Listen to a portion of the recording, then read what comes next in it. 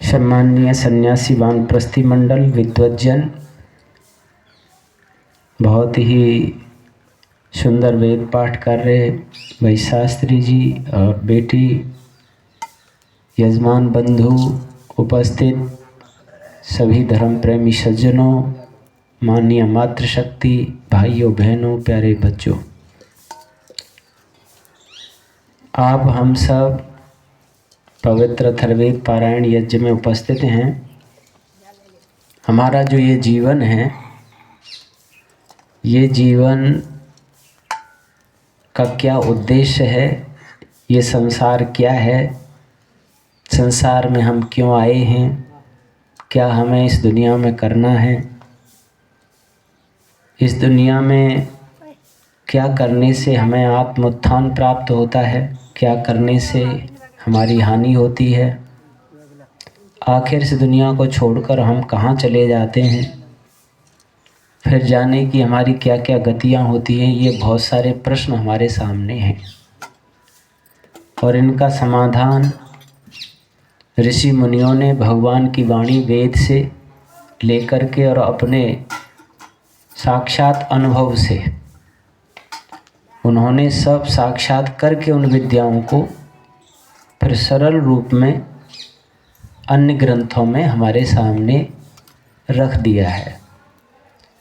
हमारा अब काम यह है कि उन ग्रंथों को थोड़ा टटोल कर खोल कर देखें और उनमें आई हुई विद्याओं को समझें और अपने जीवन को धन्य करें। ये जो दुनिया है, ये तीन पदार्थों का मेल है, जिसको ईश्वर, जीवात्मा और प्रकृति कहते हैं। तीन तत्व से मिलकर ये दुनिया बनी हुई है। जो कुछ भी आप दिख रही है और नहीं भी दिख रही है, ऐसे भी तत्व हैं जो नहीं दिखने में आ रहे और कुछ दिखने में आ रहे। उन सब में तीन पदार्थ हैं, ईश्वर, जीव, आत्मा और प्रकृति। प्रकृति क्या है? ये एक साधन है, ये भोग्य सामग्री है, एक सीढ़ी है, एक नौका है, एक नाव है, एक गाड़ी है, एक रथ है। ये तो सामान्य रूप से हम संसार में प्रयोग करते हुए देखते हैं। नौका इस किनारे से उस किनारे तक पहुंचाने का काम करती है। गाड़ी है, एक बस स्टेशन से दूसरे स्टेशन पर पहुंचा देती है। सीढ़ी है, आपको नीचे से छत पर पहुंचा देती है। ऐसे ही ये संसार एक रथ, सीढ़ी, नौका, नाव की तरह समझना चाहिए और हम जो है वो साधक हैं, ये साधन है और जीवात्मा साधक है। ये मनुष्य शरीर में ही हम जान सकते हैं, पशु पक्षियों में नहीं। हालांकि मेरी जैसी ही आत्मा सब पशु पक्षियों में भी है, पर वो इस बोध को प्राप्त नहीं कर सकते। मनुष्य शरीर में ऐसी काबिलियत है जिसमें ये सब ज्ञान बोध हम प्राप्त कर सकते हैं। तो अपने आप को हमें क्या समझना चाहिए? साधक समझना चाहिए। अपने आप को हमें भक्त समझना चाहिए। अपने आप को हमें एक यात्री समझना चाहिए। हम यात्रा कर रहे हैं इस दुनिया में, हम किसी को प्राप्त करने के लिए आए हैं इस दुनिया में। हम जो है, कोई लक्ष्य है हमारे सामने, कोई छत है जिस पर हम पहुंचना चाहते हैं। ये हम जीवात्माओं के एक अंदर की मूल मांग है, प्यास है, उसको हमें खोजना चाहिए। मैं वास्तविक क्या चाहता हूँ, मेरी मांग क्या है, मेरे चेतन तत्व की मांग क्या है। तो वो हमारी मांग है, जीवात्माओं की मांग है 100% सब दुखों से छूटना। 100% सब दुखों से हम छूटना चाहते हैं। ये हमारी मूल प्यास है, मांग है। और 100% पूर्ण सुखों को हम चाहते हैं। ये हमारी मांग है। कोई ऐसा आदमी है आप में बैठा हुआ जो 100% दुखों से छूटना नहीं चाहता हो, या 50-60% दुख छूट जाए बातें काम चल जाए वो साहब? ना चले वो। या 10-20-50-60% सुख मिल जाए और दुख भी मिल जाए तो चल जाएगा? 100% सुख शांति चाहते हैं और दुखों से छूटना चाहते हैं। और एक और हमारी मांग है कि हम स्वतंत्रता चाहते, आज़ादी। परतंत्रता कोई नहीं चाहता। कोई सा बंधन में रहना चाहता है? बंधन में रहना, दुखों में जीना पशु पक्षी भी नहीं चाहते। कोई भी पशु पक्षी दुखी होना नहीं चाहता। कोई परतंत्र होना नहीं चाहता। पशुओं को तुम बांध के रखते हो पर मजबूर हैं, फिर भी सांकले तोड़ने की कोशिश करते। कोई कोई खूंटा तोड़ के भाग जाए, कोई कोई सांकले मुँह ते खोल दे। ऐसे भी पशु हैं, खोल के भाग जाए। कोशिश पूरी करते हैं, रस्सी से बांध दो तो काट देते हैं, तोड़ जाते हैं। परंतु मजबूरी है भाई, उनके पास इतने साधन नहीं है कि वो स्वतंत्रता की पूरे अधिकार से प्राप्ति कर सकें, पर चाहते वो भी है। कोई पिंजरे में तोता बंद कर रहना पसंद नहीं करता। तो ये हमारी मांग हो गई। कितनी मांग हो गई हमारी? एक तो मांग हो गई 100% दुखों से छूटना, 100% सुख पाना, और एक मांग हो गई आज़ादी, स्वतंत्रता। एक और इस संसार में चीज है, वो है ईश्वर। प्रकृति हो गई साधन, हम हो गए साधक यात्री। ये यात्रा का घर हो गया। परमात्मा है साध्य, परमात्मा है हमारा लक्ष्य। परमात्मा साध्य लक्ष्य क्यों है? क्यों हम अपनी मांग को पूरी करना चाहते हैं तो हमारे सामने दो चीज़ें हैं। इधर प्रकृति है, सृष्टि है, और इधर ईश्वर है। हम बीच में है, समझो। तीन है, इधर प्रकृति माता है, इधर ईश्वर माता है, बीच में जीवात्मा। अब जीवात्मा अपनी मांग को पूरी करना चाहता है तो किससे पूरी हो पाएगी? दोनों में से देखना होगा उसे। ये सृष्टि मेरी इन मांगों को पूरी करती है क्या? आपने अब तक कितने, ये तो बच्चे अभी 15, 16, 17, 18 वर्ष के हुए, यूँ तो ये भी समझ सकते हैं इस दुनिया में तुमने खाना पीना, पहनना ओढ़ना, मकान दुकान, एसी, गाड़ी, बंगले, नाच कूद, गाने बजाने, ये सब किए। क्या इन सब चीज़ों से आपका 100% दुख छूट गया है? तुम्हारे पास धन धान्य हो और गाड़ी बंगले जितने भी आपने कमाए और प्रयोग में लिए तो 100% दुख से छुड़ा दिया साहब? नहीं छूटे ना। इस प्रकृति में एक जीवात्मा और है, पशु पक्षी मनुष्य आदि, नाते रिश्तेदार, माता पिता, पति पत्नी, पुत्र पुत्री, भाई भाई, पति पत्नी, बहन भाई, और रिश्ते नाते, ये संबंधी हैं। इनके द्वारा भी हमें, तो क्या इनके साथ और इनके द्वारा 100% दुख छूट गए? ये सब 100% दुख छुड़ा सकते हैं साहब, और सुख प्राप्त करा सकते हैं। संतान जब पैदा होती है तो लड्डू बांटे घर के, और गाने बजाने हों, 10 ठोन मनावे, बड़े खुश हों, ऐसे समझ लेते हैं कि मुक्ति मिल गई। अब तो बड़ लड़का पैदा हो गया, फूलों नहीं समावे, दावत देवे, कछु दिना पीछे कोई लड़का संकट बन जावे है। जो अब मैं शुरू में सुख शांति मिली वो बात तक रह जाती है। जब विवाह होता है बच्चे का, बेटा बेटी का, तो कैसे दूल्हा दुल्हन बन के खुश है जावे हैं? ऐसे समझते हैं कि अब तो मैं महाराज है वो। बेटियां समझते हैं हम महारानी बन गए बिल्कुल। और थोड़े दिन तो रहते हैं, फिर टका 36 को आंकड़ो है जाता है। फिर एक दूसरे शकल देखना पसंद ना करे। और कहीं कहीं तो भैया तलाक है जाते, कहीं कहीं ऐसा हुआ है यहाँ तो जो सुख शुरू शुरू में दिखाई दे रहा वो अंत तक बनो ना रहे। ये प्रकृति कोई मामला है। ये दो चीज है, यहाँ के जीवात्मा और यहाँ के खाने पीने के साधन, मकान दुकान गाड़ी बंगले भोजन साधन। खूब कोशिश करके देख लो, 100% दुखों से नहीं छुड़ा पा रहे, ना 100% सुख दिला पा रहे, ना निर्भय कर पा रहे हमें। बस थोड़ो सुख थोड़ो दुख, थोड़ो सुख थोड़ो दुख, घिसट पिसट के जिंदगी चलती रहती है। तो अब एक चीज बची हमारे सामने, वो है भगवान ईश्वर। ईश्वर की शरण लेने से क्या हम 100% दुखों से छूट जाते हैं? छूट जाते हैं साहब? ये तो सब जानने कह रहे हैं हाँ छूट जाते। हाँ भाई वेद प्रकाश, ईश्वर की शरण लें हम तो 100% दुखों से छूट जाएंगे? अभी अंदाज नहीं है तुझे।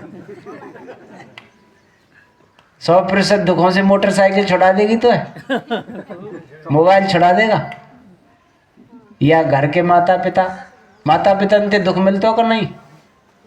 डांटे डपटे चांटा मारे मन डंडा मार दिया तो मिले ना हो हैं? यूँ कह रहा हूँ ना मिले, मिलता है सबसे, दुख भी मिलता है और सुख भी मिलता है। हाँ हैं? हाँ, तो कई बार डंडे भी मिल जाते हैं, गाली गलौज भी मिल जावे माँ बाप अंते, कई बार लड्डू भी मिल जा, अच्छी चीज भी मिल जाती है। तो 100% दुखों से छुड़ाने की एक ही सत्ता है दुनिया में, वो है भगवान। एक मंत्र आता है, द्वे विरूपे चरते स्वर्थे अन्य अन्य वत्सम उपधापेते, हरि अन्यस्याम भवति स्वदावान अन्य शुक्रे ददृशा सुवर्चा। ऐसे एक मंत्र है। इसमें एक पहेली के द्वारा समझाया गया है, द्वे विरूपे, दो हैं, दो माताएं हैं और उनके स्वभाव स्वरूप विरूप यानी विरुद्ध है, विपरीत है। दो माताएं हैं, विरुद्ध स्वभाव वाली हैं। चरतः स्वरथे, विचरण कर रही हैं सुंदर प्रयोजन के लिए। स्वरथे सुंदर प्रयोजन के लिए विचरण कर रही हैं।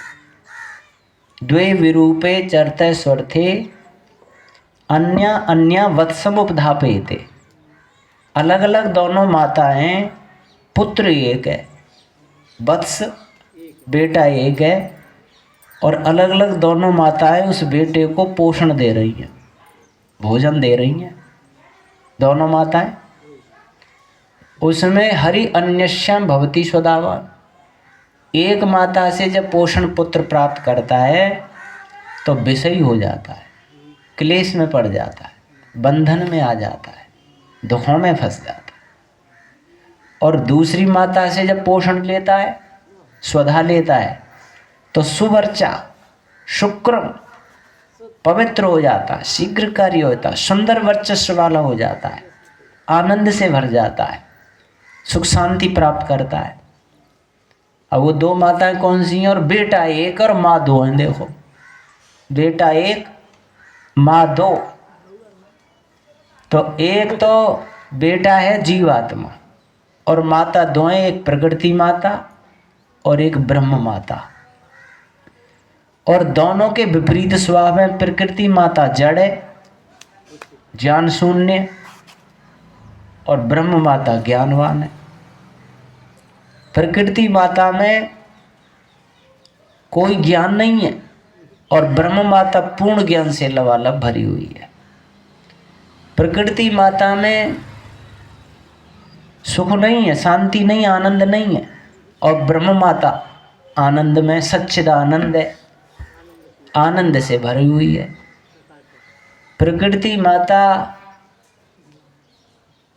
अपने आप में कुछ बनती और बिगड़ती नहीं है, और ब्रह्म माता सब कुछ बनाना और बिगाड़ना जानती है। सर्वज्ञ, रचने वाली है, पालन करने वाली है, संहार करने वाली है। प्रकृति माता स्वयं में कुछ नहीं दे सकती, तुम्हें लेना पड़ता है। ब्रह्म माता अपना ज्ञान, बल, शक्ति आत्मा को देती है।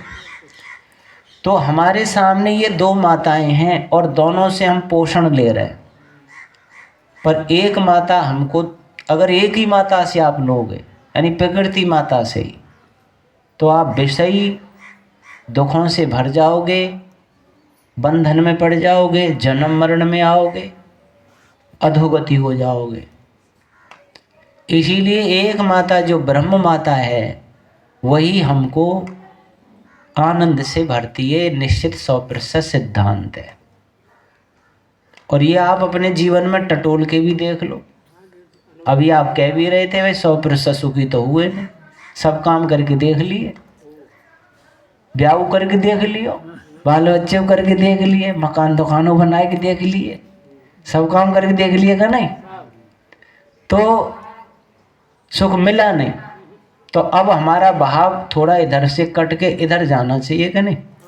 कुछ उस माता का भी स्वाद लेके देखो कि वास्तव में ये जो ऋषि मुनि कहते आ रहे हैं, वेद शास्त्र जो कह रहे हैं कि भाई भगवान की शरण में पूर्ण आनंद है, पूर्ण आनंद है, मुक्ति है, तो वह माता को तो कुछ दूध पी के देखो, कुछ स्वधा लेके देखो, तो पता चल जाएगा कि हाँ कुछ ये सही कहते हैं कि गलत कहते हैं। और जब से सृष्टि बनी है, जब से ऋषि मुनियों के ग्रंथों को हम तो पढ़ रहे हैं, तब से यही कह रहे हैं, वो यही लिखा हुआ देख रहे हैं, पर उसके लिए हम प्रयास नहीं करते। आज के वैज्ञानिकों पे तो हमें भरोसा रहता है, उन्होंने जो आविष्कार कर दिए, जो लिख गए, वह 100% मान रहे हैं। न्यूटन ने कह दे भाई गुरुत्वाकर्षण है पृथ्वी का, कोई बच्चा यूँ ना कह सके कि न्यूटन गलत लिख गया, जबकि इनने कोई गुरुत्वाकर्षण दिख तो रहे हो ना। जो भी कह गए एक्स किरणें होती हैं, सब इलेक्ट्रॉन, न्यूट्रॉन, प्रोटॉन होते हैं, किसने देखा इलेक्ट्रॉन, न्यूट्रॉन, प्रोटॉन को? पर मान रहे हैं, बिल्कुल सत्य मान रहे हैं कि वैज्ञानिक सही कह गए। पर ऋषि मुनि जो लिख गए बाप ना भरोसा करें। वे आज के वैज्ञानिकों से भी बढ़ के वैज्ञानिक थे, जबकि वे इनसे ज़्यादा वैज्ञानिक थे। इनको केवल भौतिक प्रकृति पर ही इन्होंने ज्ञान दिया, और वो आध्यात्म और भौतिक दोनों पे दे गए। तो वो बड़े भाई कि नहीं भाई साहब, वो दो मान पे। हाँ, इसीलिए हमें क्या करना है, अपने जीवन को समस्त क्लेशों से, दुखों से, बंधनों से, भयों से मुक्त करना है, तो हमें ब्रह्म माता का पोषण लेना होगा।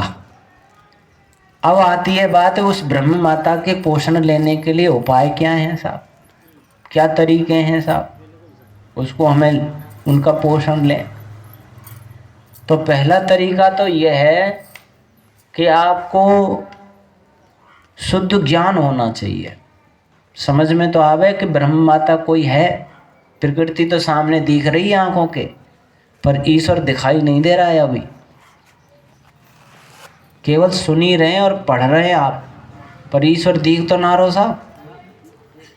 अब जो नहीं दिख रही है शक्ति, क्या वो है? इस पे पहले सिद्धि होनी चाहिए दिमाग में। है, ये हमारे अंदर भरा हुआ होना चाहिए कूट कूट के। कैसे है?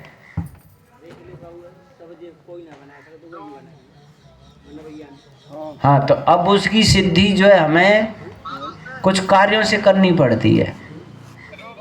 और वो सिद्धि क्या है? ऋषियों ने कहा भाई उसके 5 काम हैं। 5 काम अगर दुनिया में तुम्हें दिख रहे हैं तो समझ लो ईश्वर माता है। पहला उत्पन्न होना, सृष्टि का उत्पन्न होना। दूसरा है पालन व्यवस्था का होना। तीसरा है संहार, नष्ट होना, मृत्यु होना। चौथा है हमारे कर्मों का फल देना। और 5वां काम क्या है?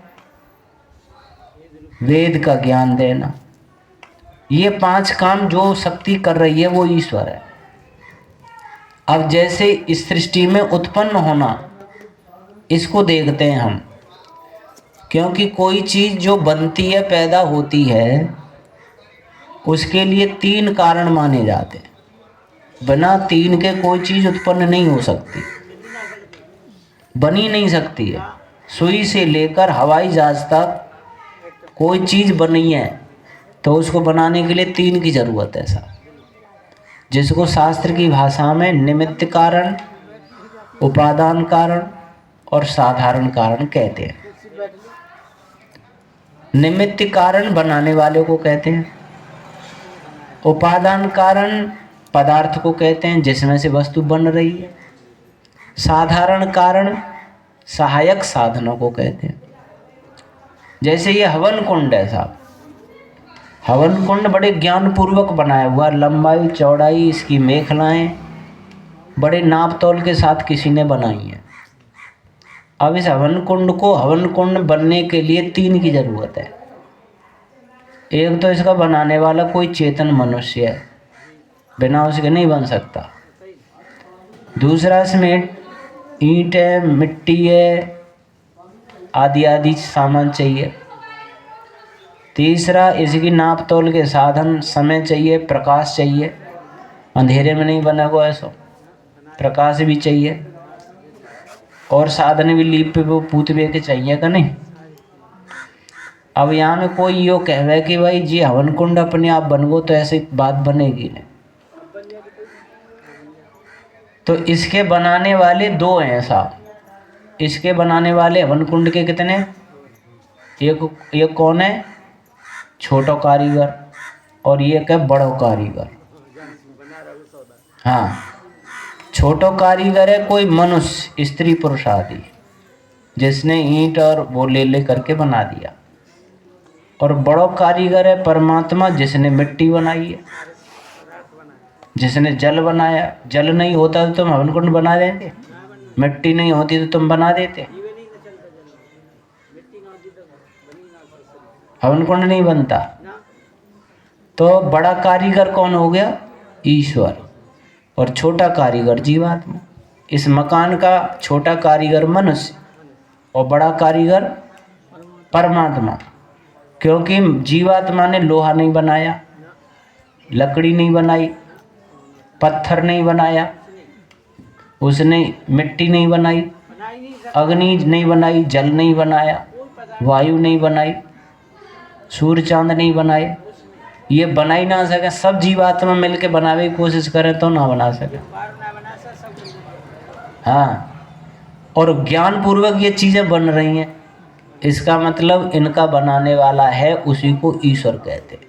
पहली बात, रचना को देखकर रचयिता का ज्ञान करो कि भाई कोई रचयिता है। अब इसमें फूल खिल रहे हैं, बड़ी पत्तियां अलग अलग हैं, बड़ी हरियाली अलग अलग है इनकी सब पेड़ों की, ये सब कितनी रचना ज्ञान पूर्वक है रही है। अपने शरीर की देख लो साहब, यूँ रचना कितनी अजब गजब है साहब हैं। ऋषि कहते हैं पहले हड्डियों का ढांचा बनाया इसमें भगवान ने। कंकाल देखे कभी हड्डियों के ढांचे पड़े रहते हैं, मनुष्य के तो ना मिले पर पशुओं के तो दिखने में आम है। हाँ बे, कितना बनने, हम तो गौर से देखते कैसे फिट करें, देखो ढांचे में हड्डी में हड्डी कैसे फिट कर दी है, पूरा एक कंकाल हड्डियों का बनाया, उन हड्डियों पे फिर मांस लेप दियो। जैसे तुम ईंट थे पहले चिनते हैं, फिर गारे थे बाद लेस देते, ऐसे भगवान ने लेस दी वे सब हड्डियाँ मांस से लेस रखी हैं। फिर नई ने महीन महीन नाड़ियों का जाल बिछा दिया, उनमें ब्लड घूम रहा है ताजगी लाने के लिए। इसमें इतना जाल है नाड़ियों का, यूँ कह सब नाड़ियों को एक एक करके जोड़ते जाओ तो इतनी है पृथ्वी की एक परिक्रमा लगा दूंगी, इतनी नाड़ियाँ इसके अंदर छाई हुई है, जाल बिछा हुआ नाड़ियों का।